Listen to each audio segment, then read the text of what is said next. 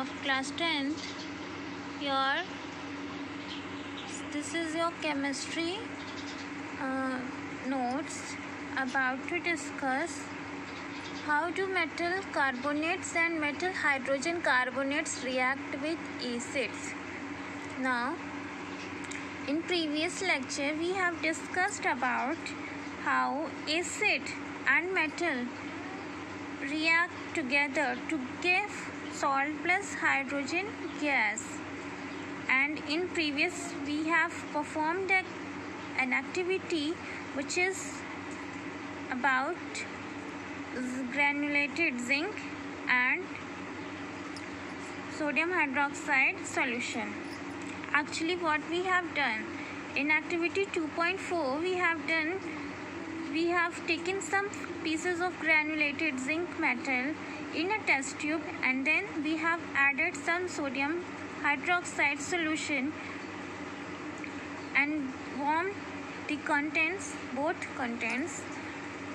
Then we have get the reaction such as what happens, it actually happens that sodium hydroxide is a form of NaOH and the zinc granulated zinc metal is a form of metal. Actually gives what? Sodium zincate and hydrogen gas. It is performed in your previous lecture. Now we have to discuss how do metal carbonates and metal hydrogen carbonates react with acids. To read it, we have performed some activity. First of all, take a test tube A, and in that test tube we have taken sodium carbonate of 0.5 gram plus and some HCl about 2 ml. Now in test tube B, in another test tube, we have taken sodium hydrogen carbonate of about 0.5 gram and some HCl about 2 ml. Now the reaction, what happens? Reaction takes place as such as sodium carbonate, which is a solid form of solid, plus 2HCl, which is aqueous form, gives NaCl, which is of aqueous medium, and H2O is a water in a form of liquid, and carbon dioxide gas, which is a gas.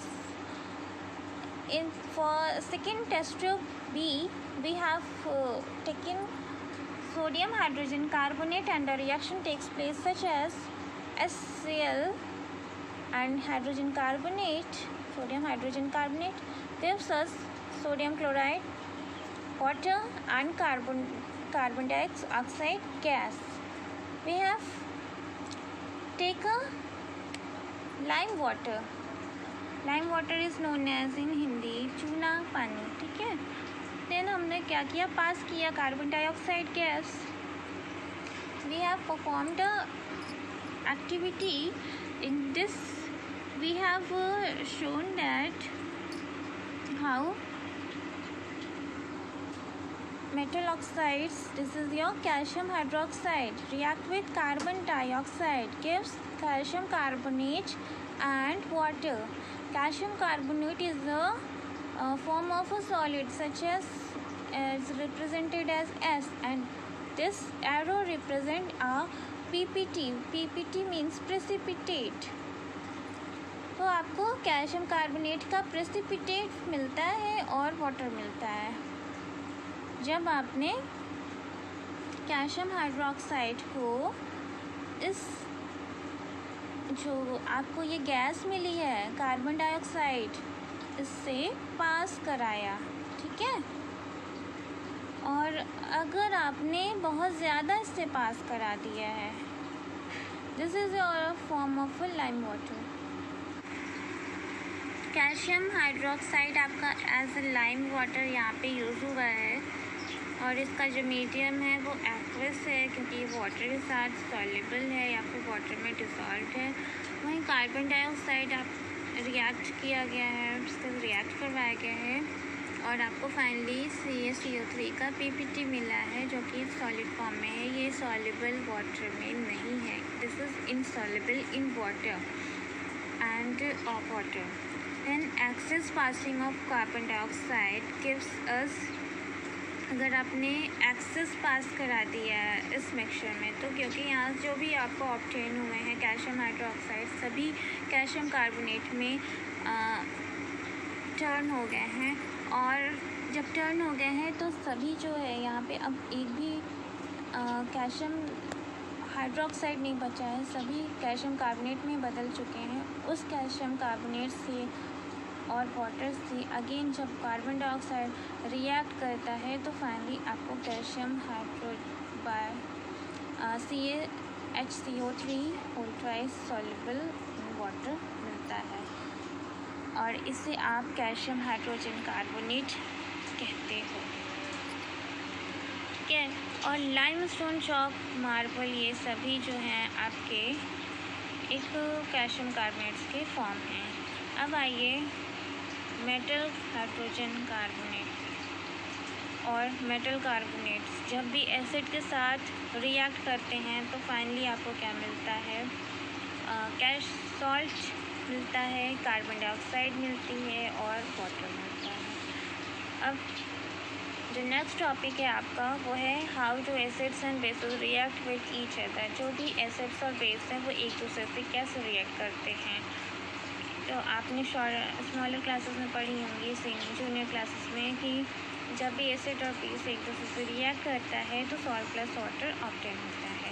अब इसके लिए कुछ हम activity करते हैं। Activity में first point कहा गया है कि आप 2 ml की एक टेस्ट ट्यूब लीजिए, एक टेस्ट ट्यूब में 2 ml डाइल्यूट NaOH सॉल्यूशन लीजिए, NaOH सोडियम हाइड्रोक्साइड का सॉल्यूशन लीजिए। यहाँ सोडियम हाइड्रोक्साइड एक बेस है, उसी में एक 2 ड्रॉप्स फिनोल्फिलीन सॉल्यूशन डालिए।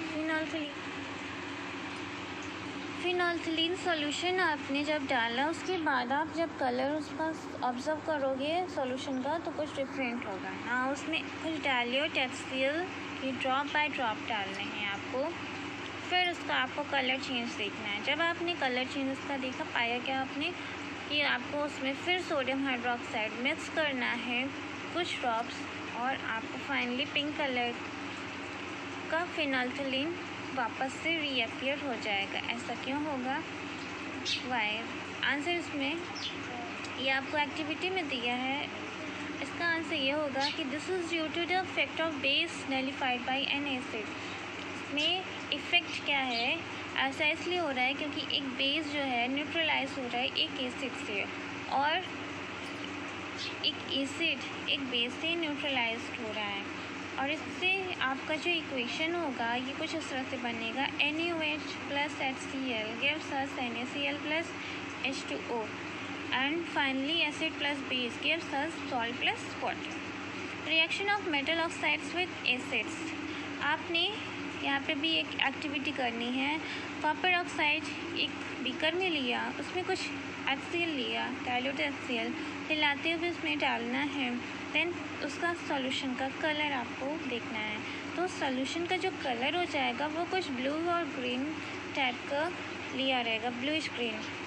ऐसा इसलिए होगा क्योंकि जो कॉपर है वो हल्का हल्का ग्रीनिश कलर मिक्सअप हो जाता है जब एयर के कांटेक्ट में आता है, और वो जो है आपका ये ऑब्वियसली एयर का एक पार्टिकल है, ठीक है।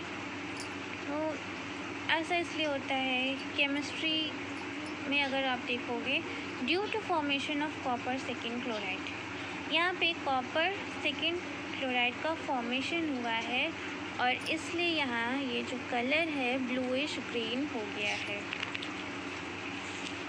तो फाइनली आपको मिलता क्या है कि जब भी किसी मेटल ऑक्साइड के साथ एसिड रिएक्ट करता है तो सॉल्ट प्लस वाटर बनता है, और इसका जो रिएक्शन होगा वो ये होगा 2CuO2 plus 4HCl gives us 2CuCl2 cupric chloride, and this is your cupric oxide, gives us